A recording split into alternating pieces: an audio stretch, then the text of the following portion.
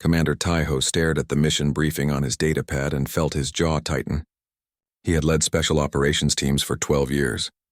He had fought in 7 major conflicts across 4-star systems. He had earned 17 medals for valor and tactical excellence, but nothing in his career had prepared him for this level of stupidity. "A cat," he said flatly. "You want me to take a cat into a combat zone?" Admiral Kwan looked tired. The rings under his eyes had rings under them. The Vrenth assault on Kepler 442b was entering its 3rd week, and 50,000 civilians were trapped on that mining colony with no hope of evacuation. "It's not my decision, Commander. It's coalition law." The human requested her emotional support animal. "We have to accommodate species-specific regulations." "Species-specific regulations," Taiho repeated slowly. "Admiral, we're talking about a war zone. There are Vrenth shock troops on every level of that colony. This isn't some diplomatic mission where we need to make nice with the new species. This is combat." The Admiral sighed and pulled up another screen. "Commander, I understand your frustration. Believe me, I do. But humans have been part of the coalition for 2 years now. We have to follow the protocols.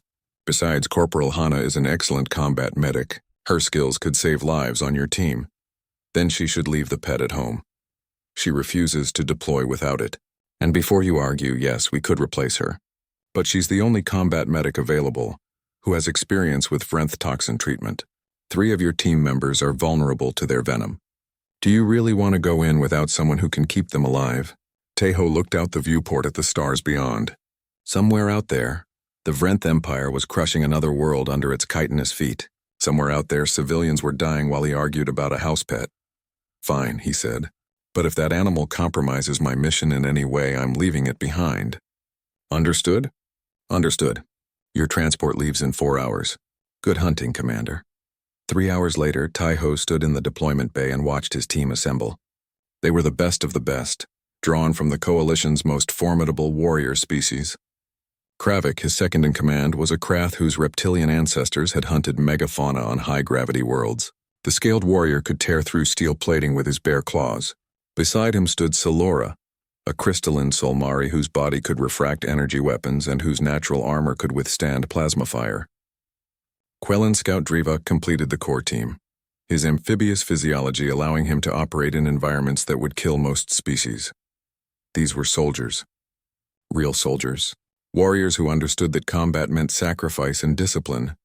Then the human arrived. Corporal Hana was small. That was Taiho's first thought. She stood barely over 5 feet tall with dark hair pulled back in a practical bun. Her combat armor looked almost comically oversized on her frame. But what drew Taiho's attention was the modified vest she wore over her armor. It had a clear panel on the front, and inside that panel, a small orange and white cat was curled up, sleeping peacefully. "Commander Taiho," Hana said, saluting crisply. "Corporal Hana reporting for deployment. This is Dubu." The cat opened one eye, looked at Taiho with what could only be described as supreme indifference, and went back to sleep. "Corporal," Taiho said carefully, "that animal cannot possibly be combat ready." "Oh, Dubu's been in space for 6 months now, sir. He's actually better at 0 gravity than I am, and he's very calm under pressure." Kravik leaned down to examine the cat more closely. His massive reptilian head tilted to one side. "It is very small. Does it have any defensive capabilities? Venom, claws, acid spit?" "He has claws," Hana said, "but mostly he just sleeps and purrs. He's a rescue cat from Earth. I adopted him from a shelter right before my first deployment." "Purrs?" Selora's crystalline voice chimed like wind through crystal formations. "What is the tactical purpose of purring?" "It doesn't have a tactical purpose," Taiho cut in. "Because it's not a weapon. It's a pet. Can we please focus on the actual mission now?" He pulled up the holographic display of Kepler 442b. The mining colony was built into a series of massive caverns beneath the planet's surface. Normally, it housed miners from a dozen species, all working to extract the rare minerals that powered Coalition technology. Now those caverns were a death trap. "The Vrenth have control of the surface and the main access points," Taiho explained. "We'll insert via stealth pods through this abandoned maintenance shaft. It's narrow, it's dangerous, and if the Vrenth detect us before we reach the underground levels, we're dead. Once inside, we establish a defensive perimeter around the civilian shelters and hold until reinforcements arrive." "Questions? How long until reinforcements?" Drevok asked, his voice a wet gurgle through his translator. 72 hours minimum. Could be longer if the Vrenth fleet positions more ships in orbit. 72 hours, Kravik rumbled. We'll be heavily outnumbered. Yes, which is why we rely on stealth and precision. We avoid direct engagement whenever possible. We're not there to win a war. We're there to buy time. Taiho looked at each team member in turn. This is going to be the hardest thing any of us has ever done. Stay sharp, stay focused, and stay alive. The team boarded the stealth transport in silence. Each soldier checked their weapons and equipment with practiced efficiency. Taiho watched Hana settle into her crash seat, the cat carrier vest secured carefully across her chest. Dubu was awake now, looking around at the transport's interior with mild curiosity. Your animal will remain secured at all times, Taiho told Hana firmly. At no point does it leave that carrier unless we're in a confirmed safe zone. Is that clear?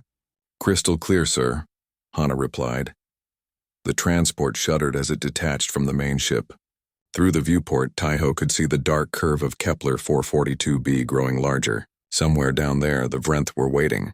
The insectoid warriors were among the most feared species in the galaxy. They fought with perfect coordination, their hive mind allowing them to predict and counter almost any tactic. They felt no fear, no hesitation, and no mercy, and Taiho was bringing a cat to fight them. He closed his eyes and wondered if this would be the mission that finally ended his career. If they survived, he'd probably be court-martialed for allowing such a ridiculous breach of combat protocol. If they didn't survive, well, at least he wouldn't have to explain any of this to his superiors. The stealth pod bay doors opened. One by one, the insertion pods launched into the darkness, carrying their small team toward a war zone. Inside her carrier vest, Dubu yawned, showing tiny white teeth, and went back to sleep. He had no idea that he was about to change the course of galactic history. Nobody did. The insertion pod screamed through the atmosphere like falling meteors. Inside his pod, Taiho gripped the restraint harness and watched the heat shields glow red. The pods were designed to look like debris, just another piece of space junk burning up on entry. The Vrenth sensors would ignore them. Probably, the impact was violent. Taiho's pod slammed into the maintenance shaft opening and punched through 3 levels of rusted grating before the emergency brakes engaged. His helmet display showed green lights. All 5 pods had made it. Everyone was alive. Sound off, he ordered over the comm. One by one, his team reported in. Kravik was already out of his pod scanning for threats. Salora's crystalline form reflected the dim emergency lighting as she established a perimeter. Drevok emerged from his pod with weapons ready.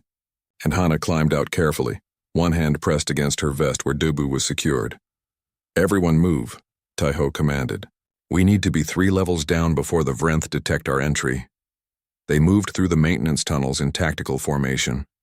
The colony was a maze of corridors and chambers carved into solid rock. Emergency lights flickered in the darkness, casting strange shadows on the walls. Somewhere in the distance, they could hear the metallic clicking of Vrenth patrols. The sound made Taiho's skin crawl. The Vrenth didn't speak like other species. They communicated through clicks, scrapes, and vibrations. It sounded like 1,000 insects all talking at once because that's essentially what it was. The Vrenth hive mind meant hundreds of soldiers could coordinate perfectly, sharing information faster than any radio network. They reached a junction where 3 tunnels met. Taiho held up a fist and the team froze. His motion sensor was picking up something ahead. A lot of something's Vrenth patrol, he whispered. At least 6 contacts. They're moving this way. Orders? Kravik asked, his claws extended. Taiho considered their options. Engaging would alert every Vrenth in the sector. But there was no way around.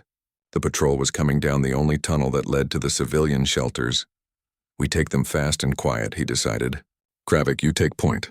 Salora, energy absorption ready in case they get a shot off. Drevok, cover our... A soft meow interrupted him. Everyone turned to look at Hana. She had a horrified expression on her face. Inside the carrier vest, Dubu was awake and squirming. He needs out, Hana whispered urgently. I think the pod flight upset his stomach. If I don't let him out, he's going to throw up in the carrier. Absolutely not, Taiho hissed. That animal stays secured. Sir, if he vomits in an enclosed space, he could choke. Please, just for a minute. No. But Dubu had other ideas. The cat had survived on the streets of Earth before Hana rescued him. He knew how to escape from tight spaces. With a twist and a wriggle, he squeezed through the carrier's side vent and dropped to the floor. "Dubu, no!"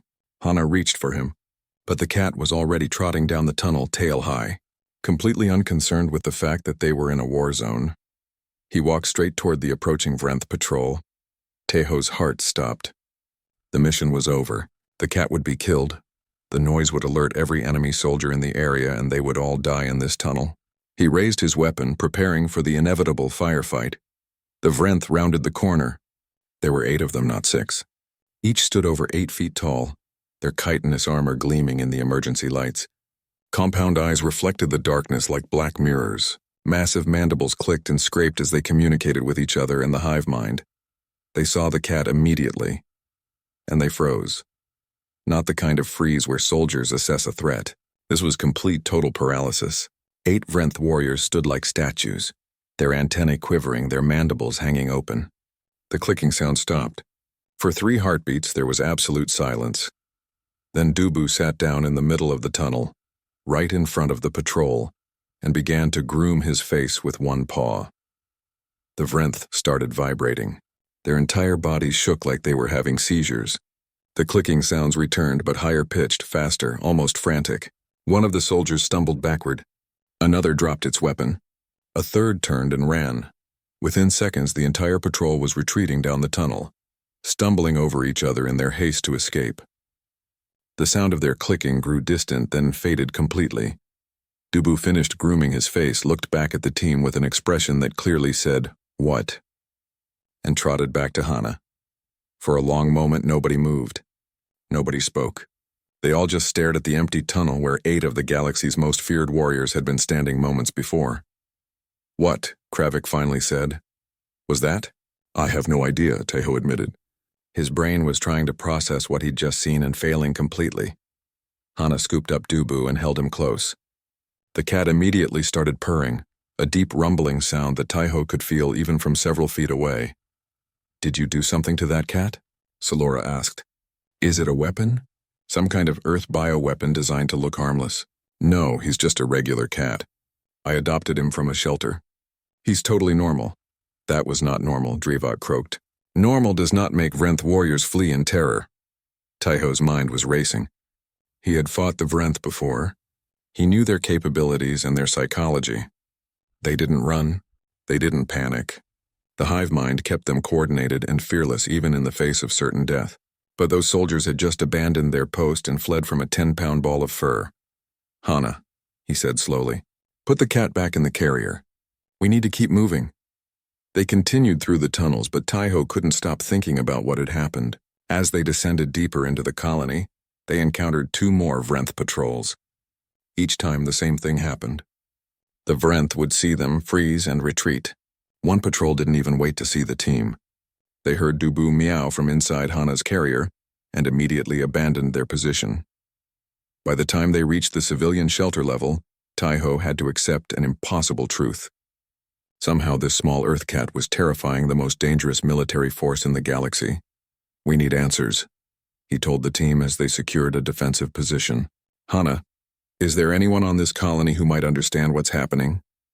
"There's a human research team in Shelter 7, Hana replied. "Xenobiologists studying the local mineral formations. One of them is Jiho. He's brilliant. If anyone can figure this out, it's him. Then that's our next objective. We find this Jiho and get some answers." Teho looked at Dubu, who was now sleeping peacefully in Hana's arms. The cat's purring was a steady, rhythmic sound that somehow seemed too loud in the quiet tunnel. Somewhere in the colony, the Vrenth were regrouping. And somewhere in the back of Teho's mind, a crazy idea was beginning to form. An idea so ridiculous that it might actually work. But first, they needed to understand exactly what this cat was doing to the enemy. And more importantly, they needed to figure out how to do it again. Shelter 7 was a reinforced chamber deep in the colony's core. The heavy blast doors had kept the civilians safe from Vrenth attacks, but they were running low on supplies. When Teho's team arrived, the shelter coordinator almost cried with relief. "Coalition forces," she gasped. "Thank the stars. We thought nobody was coming." "We're here to hold until reinforcements arrive," Teho told her. "We need to speak with someone named Jiho. Is he here?" A young man pushed through the crowd of refugees. He wore a stained lab coat over civilian clothes and had the kind of excited energy that Taiho associated with scientists who cared more about discovery than survival. "I'm Jiho," he said quickly. "Did you say coalition forces? How many ships are in orbit? When will evacuation begin?" "We're a small team," Taiho explained. "And we have a situation that requires your expertise. You're a xenobiologist, specializing in insectoid species communication, yes? Why? Have you learned something about the Vrenth?" Taiho gestured to Hana. "Show him." Hana stepped forward with Dubu in her arms. The cat was awake and alert, green eyes watching the crowd of refugees with mild interest. "This is Dubu," Hana said. "He's my cat." Jiho stared at her. "You brought a cat to a war zone?" "Not by choice," Taiho muttered. "But that cat just made 3 separate Vrenth patrols retreat in panic. We need to know why." The scientist's expression changed instantly from confusion to intense focus. "Show me, tell me everything that happened. Every detail." They moved to a corner of the shelter where Jiho had set up a small research station. As Hana described the encounters, the scientist pulled up data on his portable terminal and began scanning Dubu with various instruments. The cat tolerated the examination with the patience of someone who had been to too many veterinary appointments. "Fascinating," Jiho murmured, watching his readouts. "When did the Vrenth react? What was the cat doing?" "The first time Dubu was just walking toward them," Hana said. "The second time he was grooming himself. The third time I was holding him and he was purring. Purring. That's important." Jiho's fingers flew across his terminal. "Let me check something. Can you make him purr now?" Hana scratched behind Dubu's ears. The cat immediately started his deep, rumbling purr. Jiho held a sensor near the cat and watched his screen intently. 25 to 150 hertz, he breathed, with harmonic resonances at, oh no, that's impossible.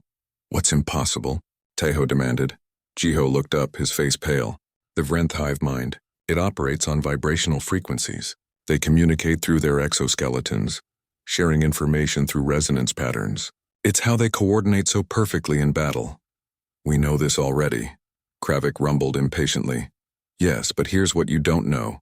The Vrenth have specific frequencies for different types of communication. Attack patterns, retreat orders, status updates, and emergency warnings. Jiho pulled up a comparison chart on his screen. This frequency here is their distress signal. It evolved millions of years ago to warn the hive about catastrophic threats, colony collapse, natural predators, extinction-level dangers. He pointed to the readout from Dubu's purring. Your cat's purr operates at almost exactly the same frequency. The shelter went silent. Even the refugees had stopped their conversations to listen. You're saying, Taiho said slowly, that when this cat purrs, the Vrenth think their entire species is dying? Essentially, yes. But it's worse than that. Jiho pulled up more data. Cats also produce secondary harmonic frequencies when they purr. In humans, these frequencies promote bone density and healing. But in Vrenth physiology, these same frequencies disrupt their hive coordination, not permanently, but enough to cause temporary disconnection from the collective consciousness. So the purring makes them panic and confused at the same time, Silora said. Exactly. First they receive what sounds like a species-wide emergency signal. Then they lose connection to the hive mind. For a Vrenth, that's like suddenly going blind and deaf while someone screams that the world is ending. Their response is pure instinct: flee, hide, survive.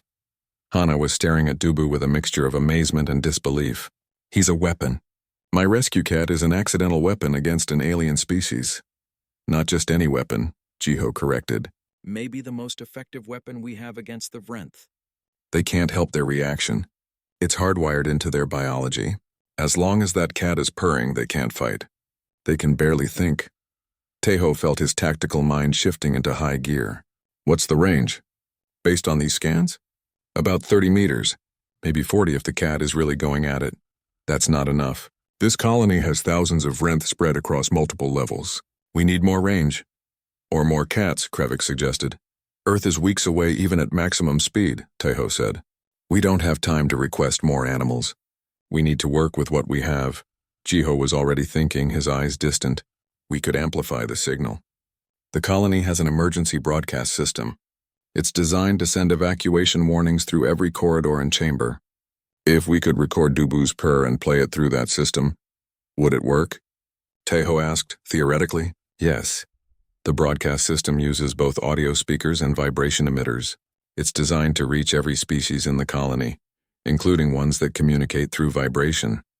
If we can get a clean recording of the cat's purr and boost it colony-wide, we might be able to affect every Vrenth in the facility simultaneously. Might? I'm a scientist, not a miracle worker. But the theory is sound. The problem is getting to the colony command center. That's on level 3, and according to the last reports, the Vrenth have a major staging area there. Tejo smiled grimly. Then we'll have to take it from them. Kravik, Silora, Drivak, prepare for assault. Hana, you and your cat are the primary objective. We keep you safe no matter what. And me, Jiho added quickly. You'll need me to operate the broadcast system and make the modifications. Fine, you're with us. Taiho checked his weapon and looked at his team. They were tired, outnumbered, and about to attempt something completely insane. It was exactly the kind of mission he'd trained for his entire life, except for the part about the cat. He looked down at Dubu, who had fallen asleep in Hana's arms. The cat's little chest rose and fell peacefully. Somewhere in the colony, the Vrenth were preparing their next attack. They had superior numbers, superior coordination, and superior firepower, but they didn't have a cat. Move out, Taiho ordered. We have a command center to capture. And Hana? Yes, Commander? Keep that cat purring. It might just save all our lives. The command center was 3 levels up and heavily defended. Taiho's team moved through the corridors like ghosts, avoiding patrols where possible and using Dubu's presence to scatter the ones they couldn't avoid. It was the strangest military operation Taiho had ever conducted. Every time they encountered Vrenth soldiers, Hana would simply step forward with the cat. Dubu would meow or purr, and 8-foot-tall alien warriors would flee in terror. But as they got closer to the command center, the encounters became more frequent. The Vrenth were concentrated here, protecting their strategic hub. Even with Dubu's effect, they were running out of time. Eventually, the Vrenth would realize what was happening and adapt their tactics. 2 corridors ahead, Drivak reported, checking his scanner. Heavy resistance. At least 20 contacts, maybe more. They're blocking the main entrance, Tejo said, studying his tactical display. We'll need a diversion. Kravik, take Silora and draw their attention. Hit them hard and fast, then fall back. The rest of us will use the maintenance access while they're distracted. The Krath warrior grinned, showing rows of sharp teeth. With pleasure. The diversion worked perfectly. The sound of plasma fire and Kravik's roaring battle cry drew the Vrenth garrison away from the side entrance. Tejo led Hana, Jiho, and Drevak through a narrow maintenance corridor that opened directly into the command center. They emerged into chaos. The command center was a large circular room filled with control stations and holographic displays. Emergency lights flashed red. Several stations had been damaged in the Vrenth assault, sparking and smoking. But the main systems were intact, including the emergency broadcast console. There, Jiho said, pointing. That's what we need. Give me 5 minutes to set it up. You've got 3, Tejo replied. Drivak, secure the door. Hana, stay close to me. The amphibian took position at the entrance while Jiho ran to the broadcast console and began working frantically. Tejo watched the doorway, his weapon ready. From the corridor outside, he could hear the sounds of fighting growing closer. Kravik and Silora were leading the Vrenth back toward the command center. How much longer? Tejo called. Almost there. The system is more damaged than I thought. I need to reroute the power and recalibrate the emitters. Jiho's hands flew across the controls. Okay, I'm ready for the recording. But there's a problem. Of course there is. What problem? The system needs a continuous signal to properly map the frequency patterns. The cat has to purr for at least 5 minutes straight without interruption. And it needs to be a strong, steady purr. If he stops or if the purr is too weak, the recording won't work. Tejo looked at Hana. Can you do that? I can try. But Dubu doesn't purr on command. He's a cat. He does what he wants. Then make him want to purr. Plasma bolts struck the doorframe. The Vrenth had found them. Drevak returned fire, his weapon bright in the darkness. More shots came through, one of them striking a control panel near Jiho and showering him with sparks. We've got company, Drevak shouted. Multiple contacts. Kravik and Silora burst through the door, firing behind them. They're right behind us, the Krath warrior bellowed. At least 30 Vrenth. The first enemy soldiers appeared in the doorway. Tejo fired, his shots precise and deadly. But for every Vrenth that fell, two more appeared. They were pushing hard, trying to retake the command center. "Hana, now," Taeho ordered. The human corporal sat down on the floor in the middle of the firefight. She pulled Dubu out of his carrier and set him in her lap. The cat looked around at the chaos with wide eyes. Plasma bolts flew overhead. Vrenth soldiers screeched and clicked in the doorway. The air smelled like ozone and burning circuits. Dubu did not look like he wanted to purr. "Hey, buddy," Hana said softly, stroking his head. "It's okay. We're okay." The cat's ears were flat against his head. His tail twitched nervously. "Come on, Dubu, please purr. We really need you to purr right now." A Vrenth warrior broke through the defensive line. Selora intercepted it, her crystalline body absorbing its plasma fire and redirecting the energy back in a concentrated beam. The alien collapsed, smoking. 4 minutes, Jiho called out. "We need 4 more minutes of purring." Hana scratched behind Dubu's ears, the spot she knew he loved. "Remember when I found you at the shelter? You were so scared, but then you climbed into my lap and started purring. You knew you were safe with me. You're still safe. I've got you." The cat's ears twitched forward slightly. Hana kept stroking him, her voice calm and soothing despite the battle raging around them. "That's it. Good boy, you're such a good boy." Dubu's eyes half closed. His body relaxed slightly. And then finally he started to purr. "We have it," Jiho shouted. "Keep him going. 3 more minutes." Taiho formed a defensive circle around Hana with his team. They fired in controlled bursts, conserving ammunition while keeping the Vrenth at bay. The aliens were pressing harder now, sensing something important was happening. A Vrenth soldier threw something into the room. Kravik recognized it instantly. "Grenade!" The explosive device bounced across the floor, heading straight for Hana and Dubu. Without thinking, the Krath warrior threw himself on top of it. The explosion was muffled by his armored body. Kravik rolled away, his scales scorched but intact. Through it all, Hana kept petting Dubu, kept talking to him in that soft, calm voice. And the cat kept purring. 2 minutes, Jiho called. The Vrenth changed tactics. Instead of trying to push through the door, they started cutting through the walls. Plasma torches glowed bright as they burned through metal plating. In seconds, they would have multiple entry points. "Selora, seal those breaches," Taeho ordered.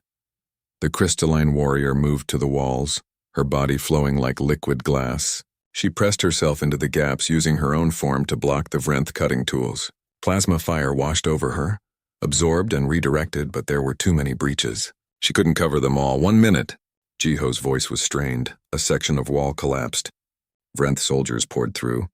Drevok met them with sustained fire, his weapon overheating in his hands. Kravik charged into the breach, claws flashing. Taiho fought beside them, knowing they couldn't hold much longer. In the center of the chaos, Hana sat with her cat and spoke softly. "You're doing so good, Dubu. Just a little longer. Just a little more." The cat's purr was steady and strong, a peaceful sound that didn't belong in this place of violence and death. 10 seconds, Jiho shouted. Taeho's weapon ran dry. He drew his sidearm and kept firing. A Vrenth warrior broke through, mandibles snapping, reaching for Hana. Taiho threw himself between them, taking a hit to his shoulder that sent him spinning. 5 seconds. The Vrenth soldier loomed over Hana.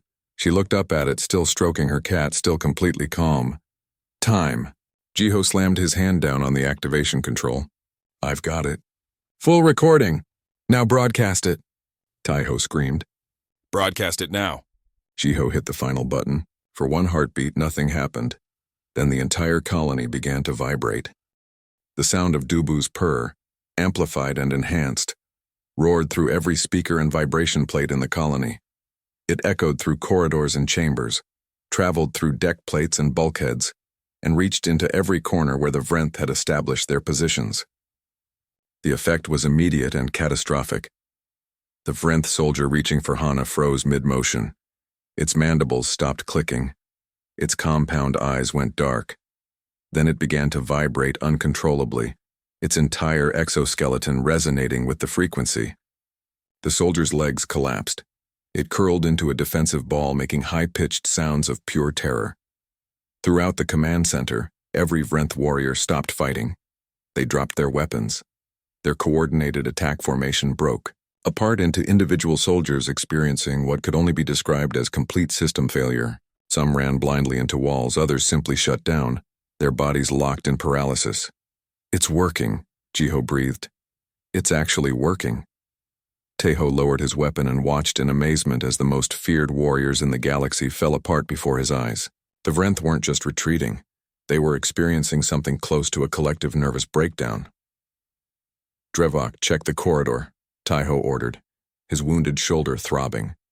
The amphibian scout moved cautiously to the door and peered out. "Commander, you need to see this." Taeho joined him. The corridor was filled with Vrenth soldiers, but none of them were fighting. They were fleeing. Some crawled along the walls. Others pushed past each other in blind panic.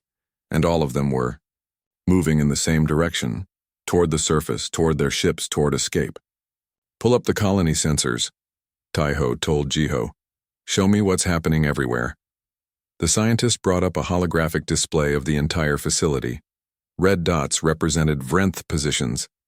As they watched, those dots began moving. Not in organized groups, not in tactical formations, but in a massive, chaotic stampede toward every exit point. "Level 5, complete retreat," Jiho read off the data. "Level 7, same thing. The civilian shelters are clear. The mining operations sectors are clear. Commander, they're all running." Silora's crystalline voice chimed with wonder. "An entire army, defeated by one small earth animal." Hana was still sitting on the floor, holding Dubu. The cat had stopped purring once the recording was made and was now cleaning his paw with complete disinterest in the chaos he'd caused. "How long will the effect last?" Taeho asked Jiho.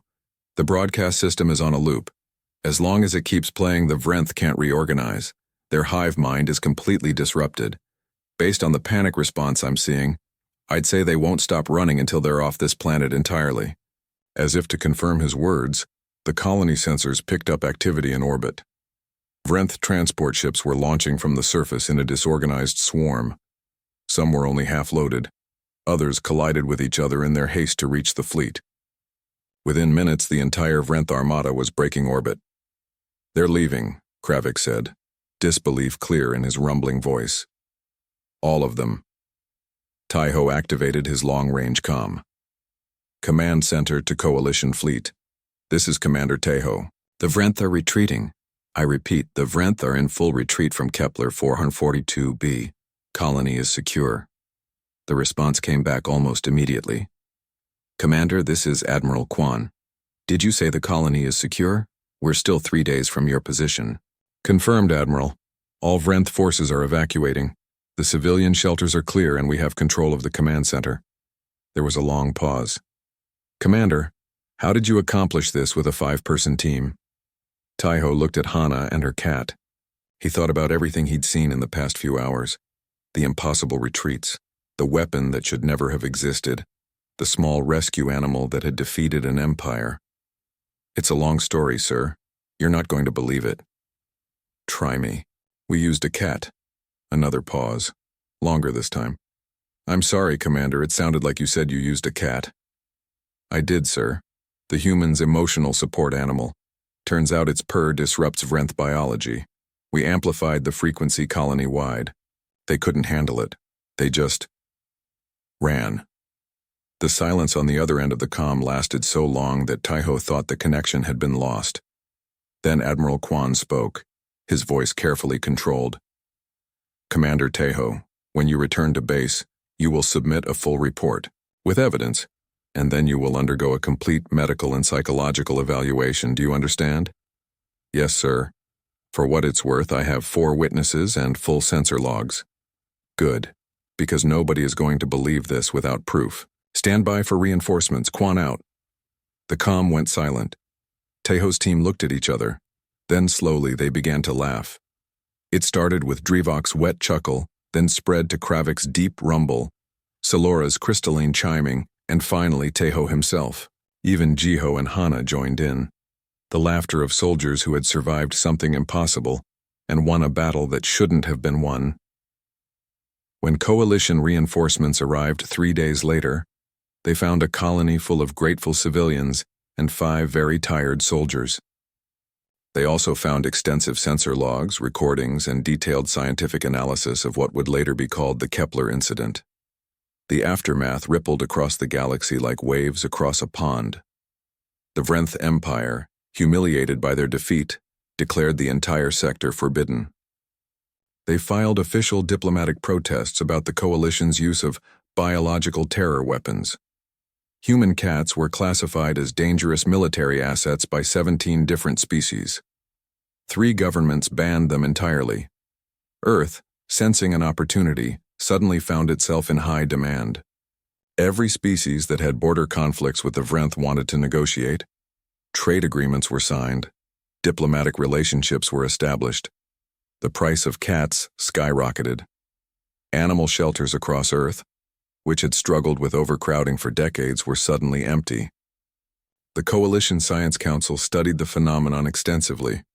Research papers were published, new protocols were established, and deep in a classified laboratory somewhere, scientists were working on artificial frequency generators that could replicate a cat's purr. Hana was promoted to sergeant and awarded the Coalition Star, the highest honor for valor.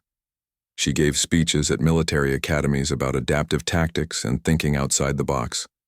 And everywhere she went, Dubu went with her, now officially listed as Strategic Asset D001 in military records. Kravik received a medal for his injuries in the command center. Silora was recognized for her defensive actions. Drivok and Jiho both received commendations, and Taiho was promoted to major, though he suspected it was partly to keep him from talking too much about what had happened. In his official report, Taiho wrote, "On this day I learned that military doctrine, no matter how well established, must always remain flexible. The enemy we thought we understood completely was defeated by something we never could have predicted. Perhaps this is what humans bring to the Coalition. Not just their weapons or their tactics, but their ability to find solutions in the most unexpected places." He added a personal note at the end. "I will never again question human regulations, no matter how absurd they seem." Today, an emotional support animal saved 50,000 lives and ended a war. If that's not military effectiveness, I don't know what is. 6 months later, peace talks between the Coalition and the Vrenth Empire concluded with a non-aggression treaty. The treaty had several standard provisions about borders and trade, but it also had one very unusual clause. Humans were forbidden from bringing cats within 1 parsec of Vrenth space. The Vrenth delegates insisted on it. They said it was a matter of cultural respect. Everyone else knew the truth. The galaxy's most feared warriors were terrified of house cats, and somewhere on a Coalition outpost, Sergeant Hana sat in her quarters with Dubu curled up in her lap. The cat purred contentedly, completely unaware that he had changed the course of galactic history. To him, he was just a rescue cat who'd found a good home, and really, what else mattered?